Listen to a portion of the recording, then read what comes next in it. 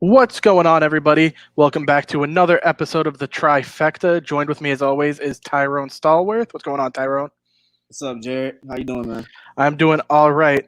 So, a little bit of sad news. Unfortunately, Ahmed wasn't able to join us tonight due to some technical difficulties, but he is with us in our hearts, and we still love him. And I mean, hopefully, he will be on next week. Yes, We got sir. to get his internet fixed. Anyway, lots and lots of NFL news. Man, Oh, there goes Tyrone's internet. Now we gotta get his internet fixed. am I good? Yeah, you're good now. Sorry about that, y'all. One of the most interesting pieces of news that I've heard of lately was the Redskins going through a name changing. Name Yeah. change. So I guess this was something that came up a bunch of years ago too, about potentially changing their name, and the owner said that they weren't changing their name; they were sticking with it. And now it seems that all the reports I've been reading is that it's likely that they are changing the name. What do you think they're going to change it to? Do you think they have an idea? Do you have any Man, ideas? I was thinking about that as I was watching the Sports Center piece, and I was just, are they going to do a whole new rebranding, like different colors, like, or are they going to try to keep the same base colors and just change the name up? Then what would you change it to? So it'll be interesting. That's the fun part about this process, I Yeah, think. yeah, it is, and that's honestly, I think they should do like a full rebranding. I think that would kind of Yeah, make it, the most entertaining. I mean, the color scheme is a little bit off in my opinion. It's one of my least favorites. yeah, So it's not that good, but more importantly, it's about changing the culture. You feel me? So right, I love it. I love it in regards to that. It'd be interesting to see how you know well, not liberate their history, but they kind of do right by history. exactly, and that's and that, like you said, is the important thing. And you know, it's good to see this type of change, right? So it's exciting. I mean, do you think Do you think we see that within the next couple of weeks, or do you think this is going to be like a drawn out process? It's not going to be a couple weeks for sure. It'll probably be if they expedited a 2 year process. You think a 2 year process? Yeah, because we still don't even know what they're gonna change it to. Like, how do they go about that? And things like that. They got to consult some designers. Hopefully somebody dope to change up their whole scheme. Because I wouldn't want to see them rocking the same color scheme, just a different name. I wouldn't want to see that at all. I mean, the Atlanta Braves for baseball. I mean, they changed their symbol. The Cleveland Indians changed their symbol a little bit. Those things only took a couple of months, so I mean, I guess it is different since it's a whole team name. Yeah, But it's a whole culture, man. yeah, Culture, really. I mean, it was crazy. The Nike pulled all the Washington Mhm. Redskins products off their website. Yeah, I'll be the first to say that I was tough on the NFL, when they were first rolling out this campaign of changing their culture, right? So I do want to, give them props for at least, not only trying, but, taking the initiative to do that.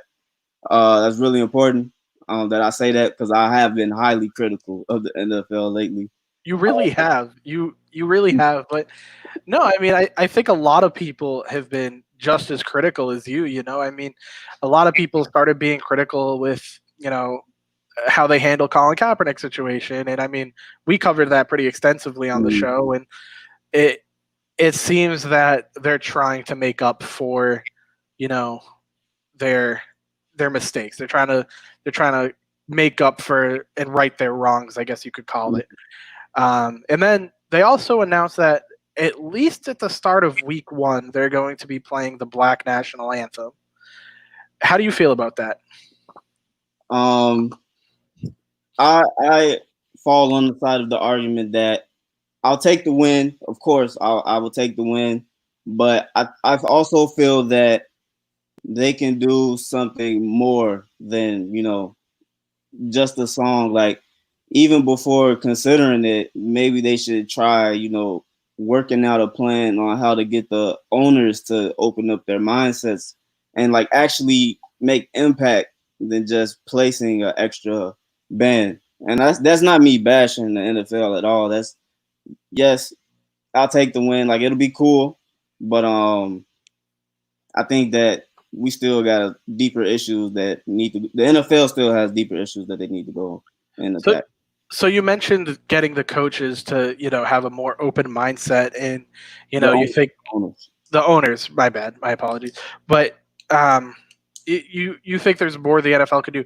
What do you think is like an example of something they could do to rectify it? How do they make the owners have more of an open mindset? I don't know. I think we need to see a live panel of the NFL owners talking to a panel of NFL players. Well, not all of the players, but the well represented players. We need Jay-Z in that room. We need Colin Kaepernick in that room. Roger Goodell. Like all of the important people need to be there, and it just needs to be I would like to see a conversation. Yeah, I think that's That's the starting point. I think that's completely valid. I think that would definitely help. That would give a lot of insight to the uh, to the fans. It would give a lot of insight to the owners. So I think that's a good starting point right there. Yeah. But we did also have some more NFL news. I mean, Cam Newton signed with the Pats. I mean, I've been saying this since March. I I went into I went on a whole rant on the Zero Tech podcast with Ryan and Clark on Wednesday, and Roll tape. let me tell you, I am so excited. I'll kind of reiterate a little bit of what I said. I think this is Cam's best chance to succeed. I really think that it's his best chance at proving himself, which you saw on Instagram, the Mhm. post where he said, "It ain't about the money, it's about respect." Yes, sir. Man on a mission. Exactly. And, I listen, I'm going to tell you this right now. I gave this hot take the other day. I got a lot of crap for it, but people are hating Cam Newton for Super Bowl 50, where he didn't dive on that fumble against the Broncos. But I'm glad he didn't dive on that ball. Yeah, sure, it may have screwed the team over in the long run, but if he dives on that ball, he suffers a severe head injury or neck injury or something, and potentially doesn't play football anymore. Right? Mhm. It added longevity to his career. And sure, maybe my friend brought up a good point the other day. If Cam never makes it to another Super Bowl and never wins the Super Bowl, that one play kind of defines his legacy. But the longer he stays healthy and the longer he stays in the league, I think it it gives him more opportunities to try and get there. Mhm. Now that's interesting that you bring up, the opportunity for him to have redemption. Where do you see this going long term? Like, what happens if they succeed this year, or what happens if they fall flat on their face? What do you think will happen in the future? So I'm not going to speak for the Patriots, obviously. Obviously, as a Patriots fan, obviously, as a Carolina fan, I want to see Cam stay in New England. But if he succeeds, I can't imagine there wouldn't be multiple teams trying to offer this dude 15, 16, 17 million dollars a year for, however many years. Um, so it wouldn't shock me if he did end up going to another team, assuming the Patriots succeed, assuming Cam stays healthy. But at the same time, I mean, I know the Patriots. I've been following them forever. Bill Belichick is all business. Hmm. And if Cam's not working out halfway through the season, they have nothing to lose by cutting him, right? Yeah, So wild to say though. it is, right? I mean, Cam was a first round, like a number one overall pick. He's former MVP. So he has the potential, right? If he's healthy, I've always said Cam is a top 10 quarterback in this league. Mhm. Yeah, But not to cut you off. I'm oh sorry. no, you're good. I agree with you there. Like Cam is an absolute Ferrari.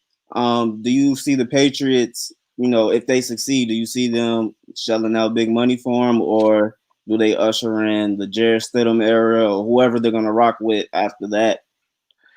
Uh I if they succeed with Cam, I really think that he sticks with the Patriots, or I'd like him to stick with the Patriots.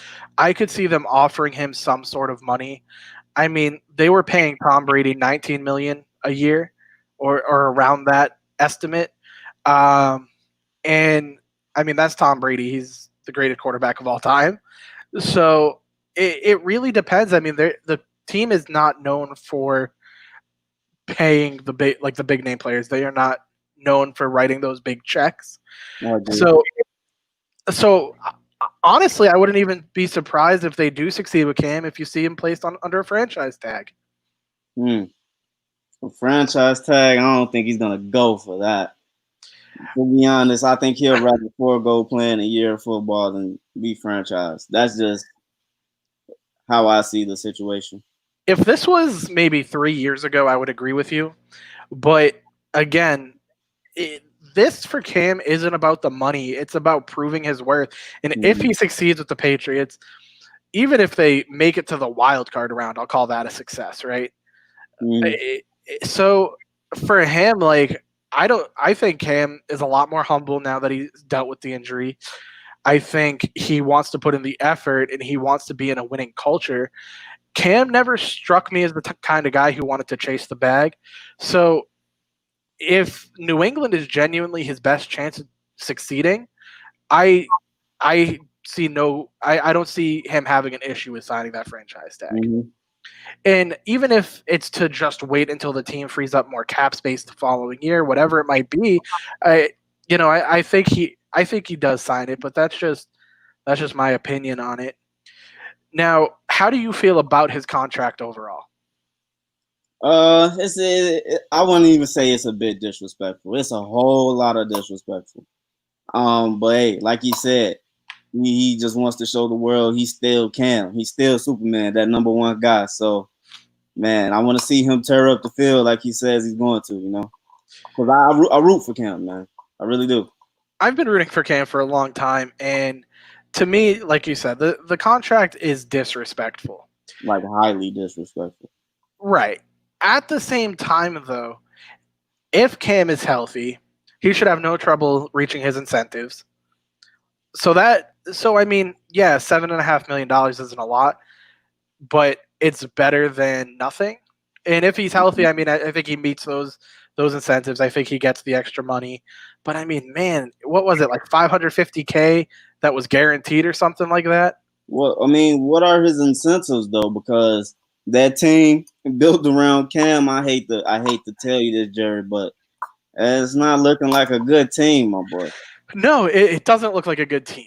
It, the problem is the team has been so focused around having a pocket passer for so long that they kind of didn't expect to gear towards the future.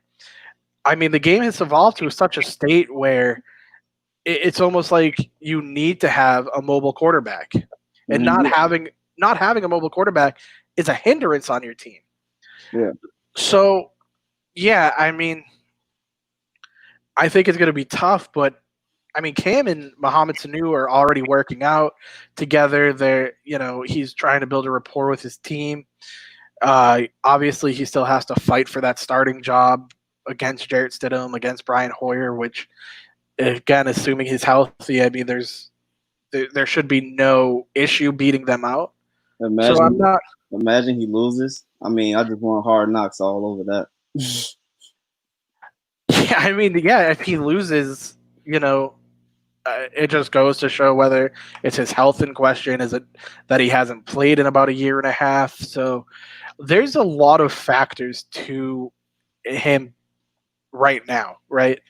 Obviously, the obvious narrative that we are going to see, uh, the obvious storyline right now is that Cam is going to succeed. He is going to be healthy. He is going to be super Cam again. But there's just no saying. Now, which does bring up another good point.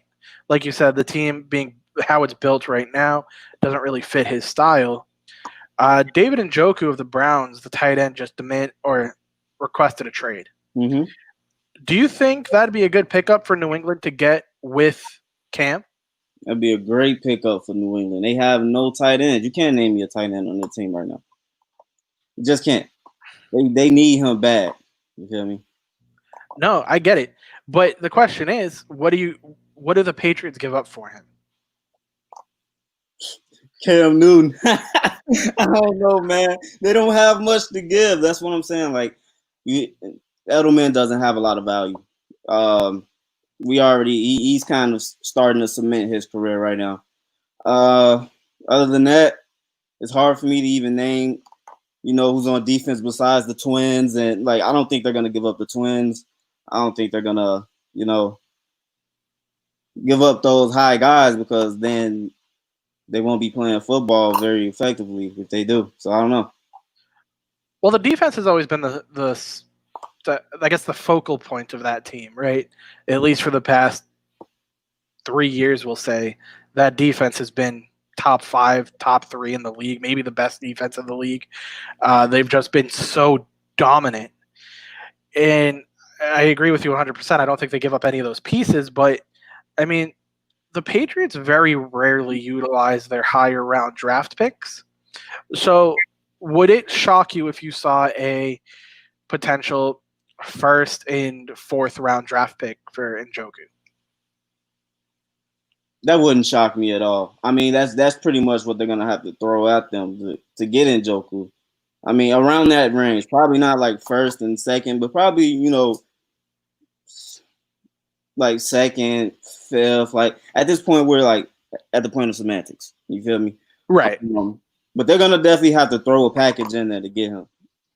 Right. Now, do you think that's a fair, not even just for the Patriots, but in general, do you think that's a going for Njoku? Or do you think he fetches more than that? Nah, I wouldn't. I wouldn't give up draft capital for tight end. I just wouldn't. Okay, I respect that. I respect that. I just don't think for that's me, a business move.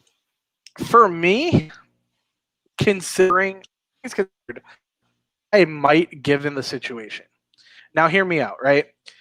The Patriots, when Tom Brady was on the Pats, loved his tight end targets. And Rob Gronkowski. I mean, Rob is arguably the greatest tight end of all time. There's no questioning that.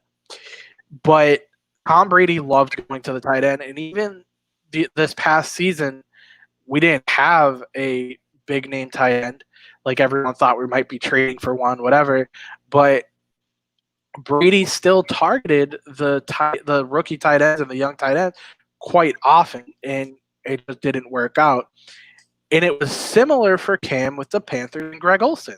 When Greg Olsen was healthy, he was one of Cam's favorite targets. So if I'm the Patriots, I say, you know what? My quarterback loves working with the tight end position. And I think that giving him a former first round draft pick in David Njoku, who is an efficient blocker, who can, who's a solid route runner when he has to be, I think giving Cam a weapon like that at tight end helps.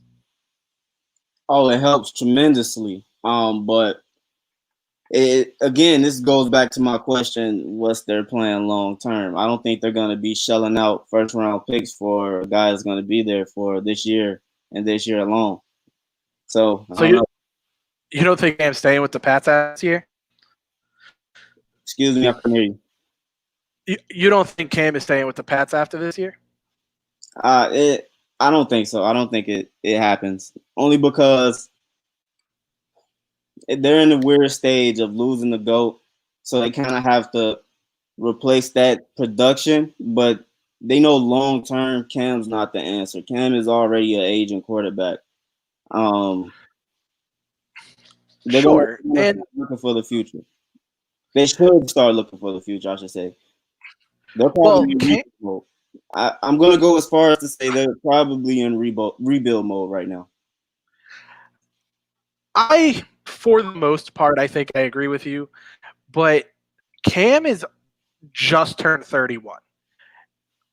All things considered, he's still relatively young, right? Ian Rappaport went as far as saying this is where a lot of quarterbacks are considered in their prime, right? So if Cam's healthy, we both agree that he's a top 10 quarterback. Yeah. If he is healthy and he is just now entering his prime, all he can do is get better, right? Or at least bounce back and be as good as he was. So why wouldn't they keep him, right? I don't know, man. You're testing the powers of father time at that point. Like, you got to remember, injuries take a toll on your body. Like, they literally take years off of your body, and it's just he's been through the plethora of hits that he's taken. He I don't see him being Tom Brady's age still slinging the football. Like, and I love Cam, right? I just don't think he's gonna have that long of a career. Sadly to say, I mean, Carolina kind of fumbled the bag with Cam a little bit. I'll give you that. I think that that's a fair assessment. I've been saying that for however long now. I think Carolina handled his injuries and his situation incredibly poor. So it's not even Cam's fault.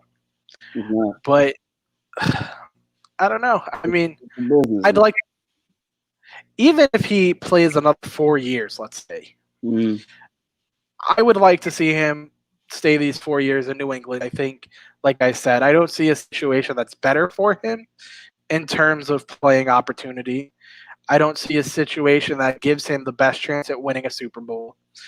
And the only reason I say this, and this is, I think, the biggest argument that I have as to why he would stay, is I think Belichick knows that the team doesn't have all the pieces it needs in terms of receivers, tight end, stuff like that. And it's because they don't have a lot of cap space. But next year, the Patriots go from like $2 million in cap space, give or take, to about $94.2 million in cap space. They can use all of that money to put pieces around Cam, and they can build around his particular skill set. So I see this year more so as a test. Is Cam healthy? Okay, he's healthy. Great. Now we know we can succeed with him because he's healthy. We know that his condition's stable, whatever. Let's look next year, put pieces around him. That's my prediction. Mm-hmm. So I mean, I'm sorry. No, I would just say, so that's just where my thought process went with this signing. Is like, I think it gives both teams the best opportunity to succeed, and it also gives Cam the pieces that he needs to succeed. And I think overall it's just a good match. Yeah, I think the way the Cam situation is going to pan out, I'm not claiming to be a fortune teller, guru, or anything. This is just my prediction throughout all the simulations I've run in my head. I think that Cam is going to be in a glorified Alex Smith to Patrick Mahomes role for however long he lasts with the Patriots, right? Until they find that guy. He's just going to be a highlight reel maker. I don't think they're going to make lots of splashes around the NFL. The NFL is shifting, and they have to catch up. So I think he's going to be holding the clipboard, mentoring the next quarterback, and just having an insane highlight reel. If everything goes great for him, it'll be that type of situation, I believe. I can't disagree with that. I mean, I can't. I think that's very much a very valid way to look at it. But I mean, we're just fans at this point. What do we know? You know what I mean? So we could debate this all day. Oh yeah, of course. You know me, I'm not bashful. I'll say, like I tell everybody, it's Patrick Mahomes' league, and Lamar Jackson is his Peyton Manning to Tom Brady, and that's pretty much the narrative for the next 10 years in the NFL in my eyes. It's certainly going to be an exciting season. Yeah, man. Tom Brady. I can't wait to see that. Or oh my God. So I don't know if you heard this, but back in like March whenever he signed with Tampa, he went and trademarked the terms Tampa Bay and Tampa Brady. And I'm like, come on, bro. Do better. Hey, but he has foresight because that's gonna do numbers during the season. I guarantee it. It's gonna do numbers. He's gonna have all those weapons throwing the ball to him. It's gonna be sweet, man. It Fantasy, is. fantasy alert. I'm telling you, he Who doesn't win anything though. you don't think he wins anything at Tampa Bay? No, Oh, fantasy alert. I'm telling you who I got for the next 10 years, and that's Patrick Mahomes. I don't know, bro. Mahomes for the next 10 years. Sure, Patrick Mahomes for the next 10 years, that's fine. Brady maybe has 1 or 2 left, but you really don't think in those 1 or 2 years he's going to the Super Bowl with the Bucks? No, sir. I mean, he might go to the Super Bowl, but he's not gonna win it. I don't think he wins it. Do you He's understand? not gonna make the Super Bowl, but I'm not gonna say he's gonna win the Super Bowl either. I think he doesn't win the Super Bowl. Do you understand how stacked that offense is, though? Like, Hey, it's amazing. Like I said, fantasy factory. You feel me? But I don't know. I can't agree with you on that one at Yeah, all. I think you're overlooking chemistry. You see him working out, like disregarding all social distancing rules and everything, trying to get chemistry down because that's important. I don't know. I don't think they do it in this year. I don't think they do it in this year. They still have to go through the 49ers. Sure, I'll give you that, but I could at least see once Brady builds that rapport. I mean, you have the Brady Gronk connection back. Mm-hmm. I mean, you have at least top 15, if not both of them are top 10 wide receivers, and Chris Godwin and Mike Evans. Love it. I mean, you also have OJ Howard at tight end. Mm-hmm. It's like that offensive line isn't half bad either. So for me, it's the perfect recipe. It is literally the perfect storm for him to go in there and just take over. But let me ask you this: who do you think his favorite target becomes on the Bucks? I mean, obviously in New England, his favorite target was Julian Edelman. Do you think Chris Godwin? You think it's Chris Godwin? Chris Godwin in the slot. They're even going to experiment with him in the backfield. I promise you they will. It's going to be a lot of experimentation, but I just think this year, because of coronavirus, because of that's affecting everything. They cut down the preseason in half. That's where a lot of work gets done. OTAs haven't really happened, so when is that going to happen? A lot of the stuff like meetings are going to be online via StreamYard. Shout out. I just think that it's going to be a weird year that the teams that already have that, rapport, structure, culture, all of that, are going to have the upper hand. I don't even think they play all the games. I don't know, man. So it's going to be weird. This year probably a scrap. So let me ask you a question. We kind of talked a little bit about this on the Zero Tech podcast. I want to get your opinion on it. So we've seen a lot of NBA players and MLB players kind of start opting out of their seasons due to coronavirus, social distancing, safety concerns, stuff like that. The latest big name that just opted out of playing is Victor Oladipo. He did say that it's to focus on rehabbing from his injury, which I respect it, but at the same time, I feel like it also has to do with, the pandemic that we're currently facing. So obviously, if enough players opt out from the NBA, if enough players opt out from the MLB, well, obviously, maybe the restart of the NBA gets canceled. Maybe the start of the MLB season gets canceled. Do you see enough players in the NFL opting out of playing? And if so, do you see a canceled season? It might have, glass half empty mode, pessimism mode. I don't think they play football at all.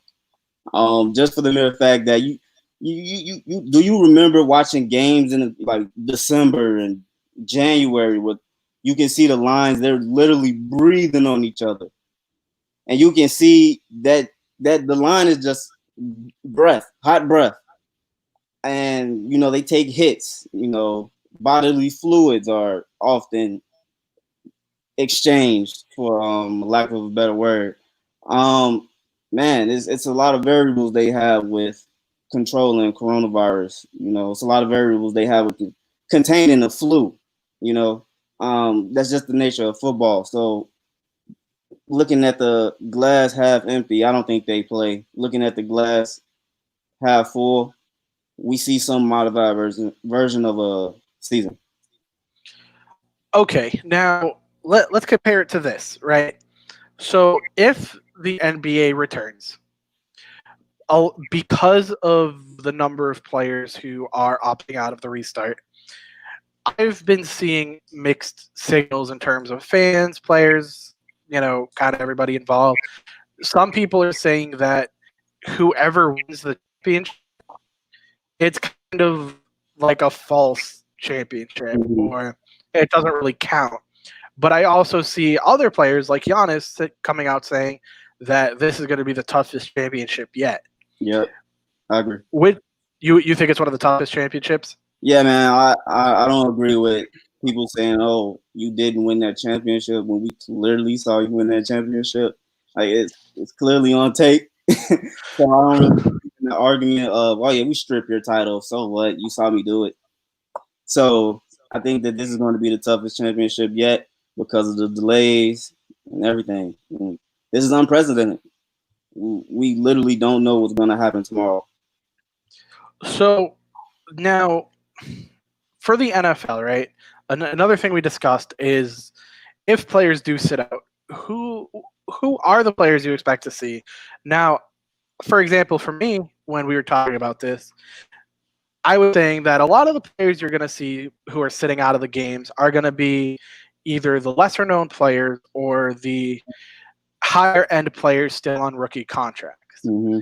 Compared to those people like a Michael Thomas, a DeAndre Hopkins, who are such competitors that they're going to want to be out there, Mm-hmm. right? So, like, if players do opt out, right, I think you're going to see a lot of the offensive linemen.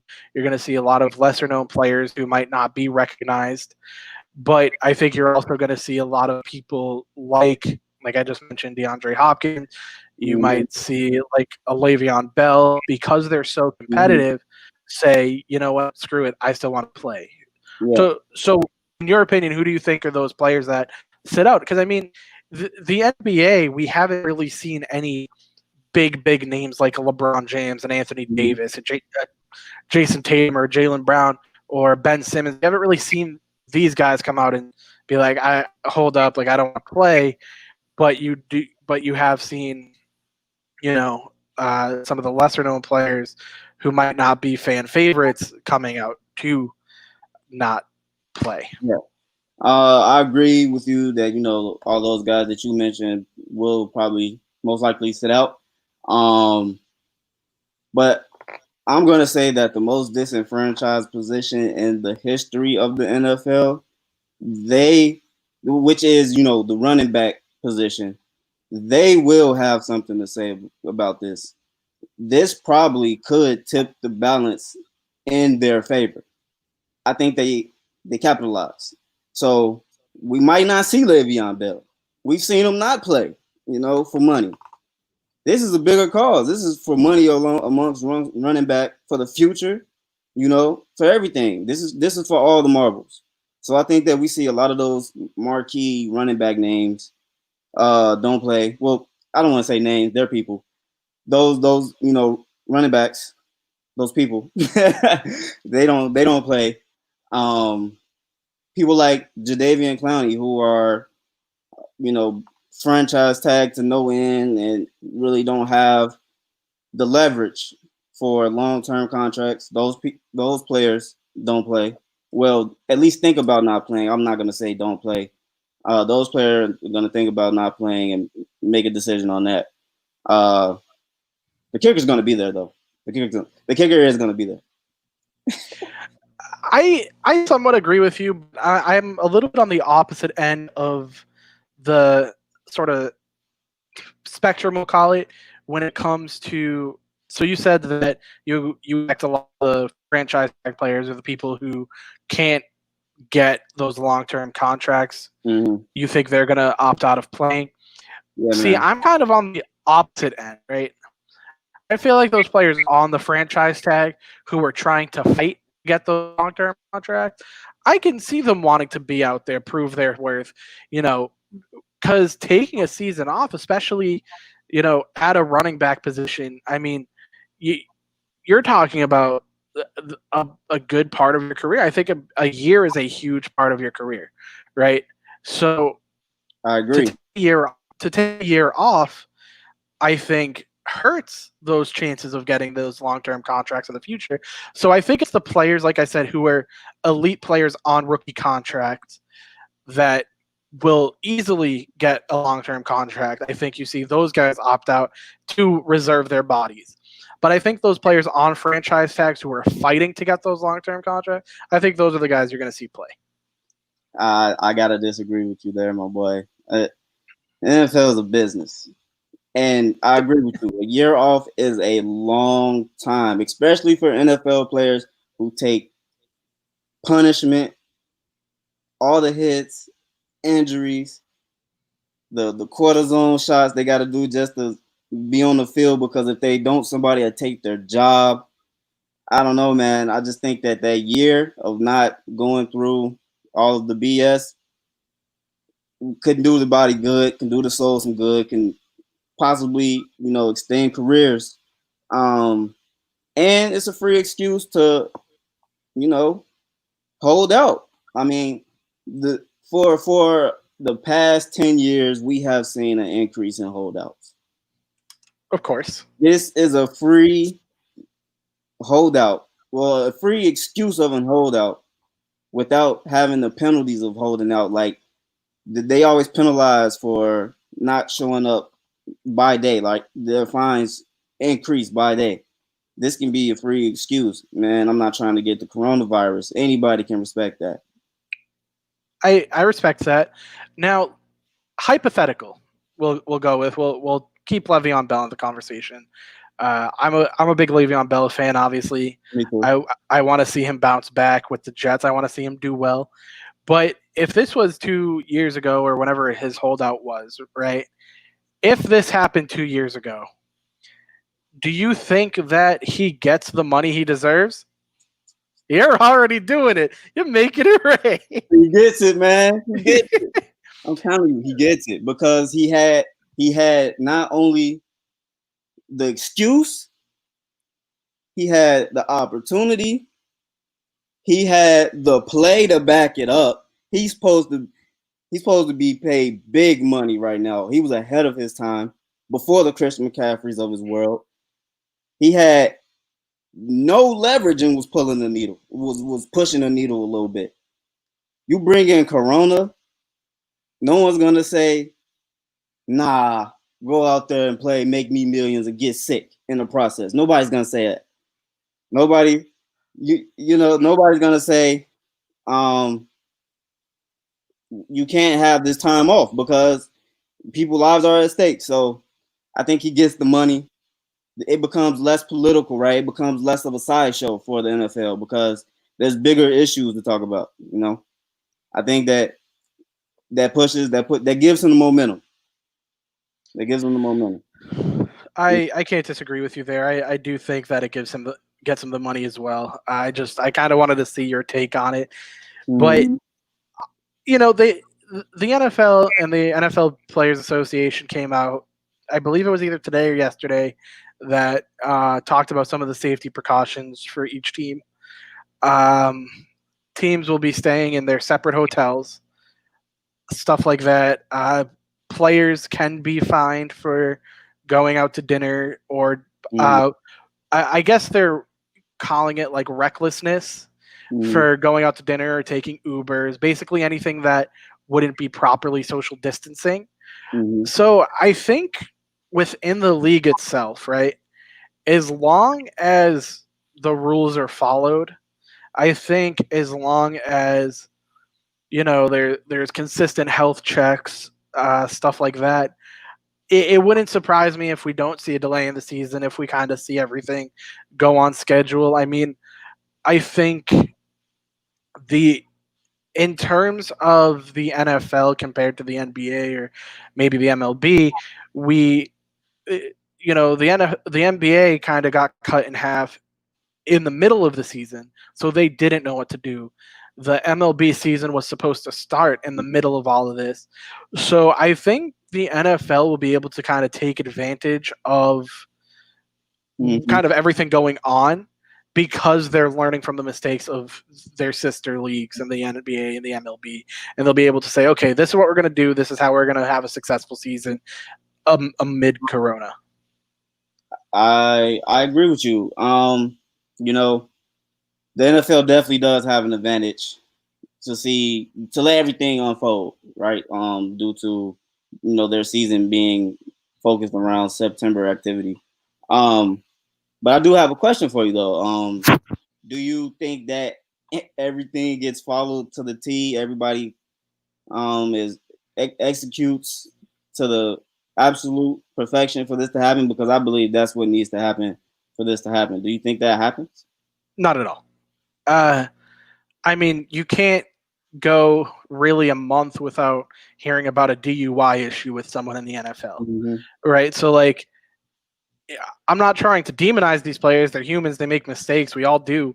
It's nothing against them personally, but I mean, it's hard to stay inside and be kind of just stuck with nothing to do. Do I think that most of the players will? Sure. I think again, those big name players, those competitors, like I mentioned earlier with the Tom Brady's, the DeAndre Hopkins, those types of players. I think you see it with them where they're the ones who stay inside, kind of follow the rules to a T. But I feel like that's about it, right? Like I don't think every single uh, person on every team is gonna follow suit. And I'm not even saying this to be a homer, but I think the only team that would potentially be the only one that doesn't have an issue is the Patriots, just because of how strict that organization is. I actually give the Bucks a better chance than the Patriots with that. But yeah, I agree with you. I think that in order for everything to pan out, I think that we're just gonna have to have a situation to where isolation is everything, right? Like they almost gotta have to go as extreme as Fight Island. The UFC purchasing land like islands to host their events. It's gonna have to be to that extreme because no, not everybody has that Mamba mentality. It's not. I'm trying to win championships and do the best I can do. Obsessiveness about the game. Not every player has that. Not every player is, has that mentality. And I just think that it would have to take drastic measures like Fight Island. I don't know, call it Football Island or something. Football Island. Oh man, we're gonna have to Now, one thing that I think would actually, I don't think they need an island, so to say, but I think a situation similar to the NBA where they reserved just an area just for them, right? mm-hmm. Las Vegas. Sure. Well, that's too much going on. Wherever, right? Wherever, I guess, as long as the however many square mile radius is strictly NFL access only. Uh, Obviously, it's going to be a lot harder because they do want to include the fans. There was talk that they're going to have fans sign waivers before going to games, which, hey, if you want to go to the game and sign a waiver, that's on you. I'm all good. Not for me, but crazy talk. No, I agree. Plan B, literally Plan B. Right? Not gonna work. I'll just watch it on my TV. Like I got this. All right, in the comfort of your own home, corona-free environment, guaranteed. And man, brainer, bro. You can even crack open a Corona if you want. For the cheap. I mean, Right. I don't know, man. No, but I think if they found a way to do something similar to the NBA, where everything is happening in one location, like the NBA is in Disney, I think that would be the best way for the NFL to go about it. But they want to try to have fans at present at games, and I don't know how it's going to work. But enough about football. We I feel like we've been talking about football for almost ever now. Football is great, man.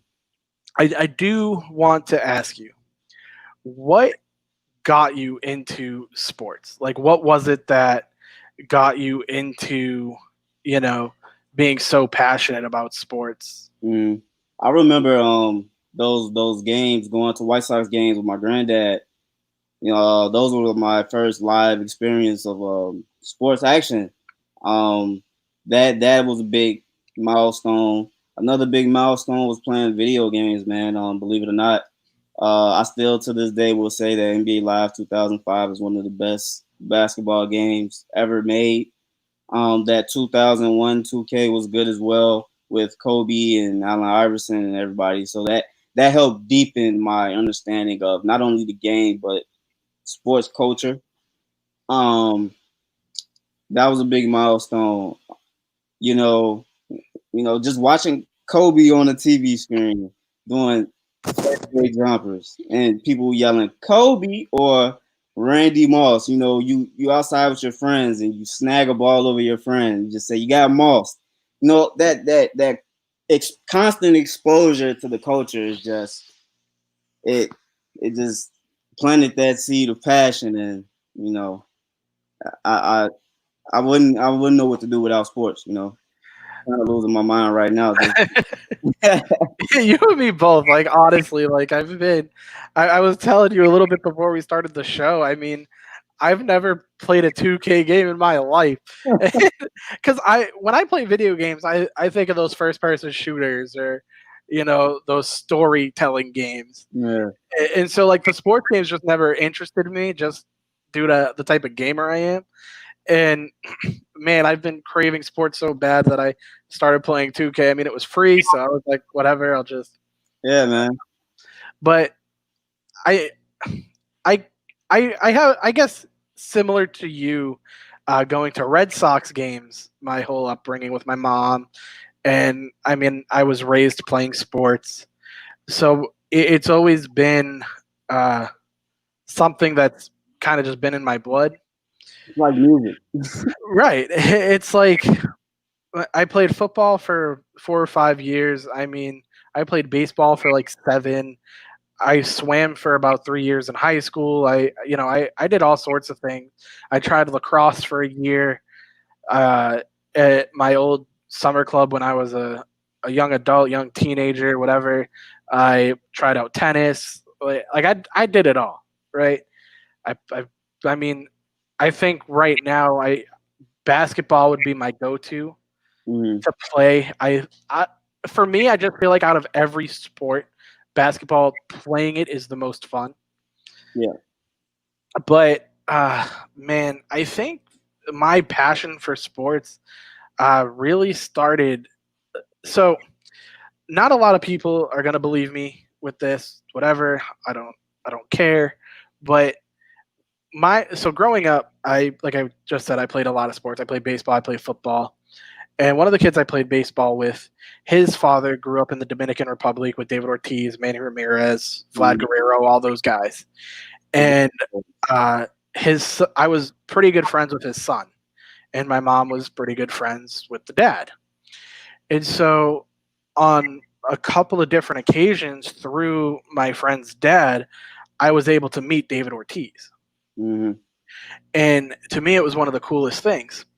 And so a couple of years later, I was playing football, and my team and I, like, we had just finished warming up before a big game, and my friend's team, he had just played the game before me, Mm-hmm. and so he was in the locker room, and my team, we were heading into the locker room, and as his team was heading out, behind his team was David Ortiz, and he was following them out of the locker room, and he recognized me, and he dapped me up, and he said, "You're going to kill it out there," and I was like, oh my God, did David Ortiz really just recognize me? I've only met him, 3 or 4 times, That's amazing, man. and it stuck with me, and I was just like, whoa, like that was so cool, and that I think is kind of where my passion for sports Hmm. began. Uh, in terms of being a sports journalist, I mean, I've always been passionate about writing. I've always loved writing papers. When I was a little kid, I used to pretend to write books, like all sorts of things. And so I kind of was just like, you know what? Let me put the two of them together. That's amazing. You know, it's amazing how sports can just have that imprint. You can think of a sports moment, and it can just put you in a time. You know, they're like placeholders, like music. You know, those hits in the '90s. They're like, you know, placeholders for history and time. But yeah, I couldn't do the writing thing. I wouldn't say that I'm a natural writer. Right? It's amazing that playing sports allowed me to study sports, right? Because as I was playing it and starting to have fun, well, I want to get better. So let me look at this player. Let me see how he handles the ball. How he shoots the ball. Let me take some tricks. Do film study, pretty much. Right. So and I can talk about sports all day. I've been talking this whole podcast. I probably talk way more than I needed to. But yeah, man. So when I write, it's just how I feel about the game and my opinions is just all spewing out from my mind. I'm not a natural writer, but everything I'm thinking has to go somewhere. So that piece of paper is a nice option to have. Uh, BSP helped me grow as a writer. So man, I guess I might be able to call myself a writer in a couple of years. Listen, I think you could call yourself a writer now, and uh, I'm not just saying this. Like, you're my boy, but I mean, you and I both started with Back Sports Page around the same Mm, time, and I I am in college studying journalism. I take classes to learn how to be a better writer, but I have to give you a lot of credit for how far you've come as a writer. Great God, man. Simply, like, I remember your first piece of work compared to your latest, and it's night and day difference. Appreciate And it, man. I work, man. I got a shout out to Bill and Randy as well. I mean, Mhm. whenever I talk to them on the phone, they always rave about me, you, and our progress that we've made with the website. And that's not to say that no one else is making progress. Everyone on Back Sports Page is an incredible writer, but it's just like it's great to hear that we get that recognition, right? Because we're Mhm. doing what we love, we're talking about what we love, and so to get that recognition, it just feels 10 million times better than if a family member or a friend was to say, hey, that article was good. It's like, yeah, you're supposed to say that. You're my friend, you're my girlfriend, you're my family member, whatever. But to hear it from your boss, it's very it's very meaningful. Yeah, I agree. 100%. But uh, real quick, out of every sports moment that you have ever seen, what is your favorite moment ever? Man, I have this answer for every time. And it's the Mark Burley no hitter, White Sox game. Mainly because I was there. I actually got to experience a no hitter live. And it happened when I was like going like around the age where I did summer camp, right? So it was a field trip. And I didn't pay anything for it. I'm pretty sure my mom paid for it through fees or whatever. Yeah. But just to go there and to actually be a fan already and to know and have the awareness of how big that opportunity was, and then having the awareness that he just threw a no hitter, then having the awareness of going home and you see Barack Obama on Sports Center talking about the no hitter, and it's like I don't think anybody experienced what I experienced that day because I am such a diehard sports fan, so that was my favorite sports moment. I respect that. I mean, I've been a big baseball fan my whole life. I mean, my girlfriend thinks I'm crazy whenever I watch a baseball game and I'll freak out over a really nice curveball and she'll be like, "What? He just threw Mhm. the ball." But for me, if I had to pick my favorite sports moment in history, it's so random. I can tell you where I was. I could probably tell you what time it was. Uh, it We got was 5 minutes, man. it was the 2007. It was the 2007 Celtics World Championship. That to me will sit with me for the rest of my life. Mhm. Um, and this is what got me into basketball. I was never a big basketball fan prior to this. My mom used to work at a photography place and a Babies R Us. And I'll never forget it was like 8 o'clock at night or 7 o'clock at night or something. And I remember it I think it was games 5 or so, or game 6 or whatever. I just remember the Celtics winning the game, Mhm. and it was the last game of the series. I mean, I was so young I can't remember exactly what, if it went 7 games or however many Yeah. games it went, but I just remember them winning the championship off that game. I was live streaming the game on YouTube. Wow, you went through lengths to see that game. I I was live streaming that game through YouTube on my mom's work computer while she was cleaning it and ready for us to go home. That's dedication right there. And I was just so, like, my mind was blown watching Paul Pierce and the Celtics. Just, I was like, oh my goodness. And that's what stuck with me. And basketball for me was always kind of on the back burner. I always had a soft spot for it, but I always wanted to focus on baseball and Mhm. football more. But I mean, now that I'm older, now that I'm able to, talk sports and, play sports in my own free time and, do whatever, basketball like quickly became my top two. So Yeah, that is my favorite, one of my favorite sports moments in history. that's amazing. That was dedication right there, man. And you know what's crazy is, being from Boston, I feel like a lot of people would expect you to be like, oh, 2004 Red Sox World Series. And Mhm. it's like, as much as that meant to me, it is as meaningful as that was for me, right? It just, for whatever reason, that 2007 Celtics championship will always stick with me more. Mhm. And I think it's just because of the situation I was in when I watched the game. Yeah, yeah, So, yeah. That's totally understandable, man. That is it's crazy how like sports just is it's culture. It's art. It's everything. Like right now, I debate every day. Is basketball or football my number one? I don't know. Sometimes I say I have a 1A, 1B, and flip it. Sometimes I say I think football is taking over. I've been watching football highlights, compilation videos nonstop for the past week. I'm so ready for football to come back. Um, Ready to see what happens, man. If it comes back, that's a whole nother ball game too. So yeah, I think everyone's kind of in the same boat, waiting mhm. until any sport comes back. Really, I mean, we talked about this last week. Uh, we were watching NASCAR because we want sports so bad. So, I don't uh, think I can do that. I don't think I can go that far. I'll play 2K before that. yeah, right.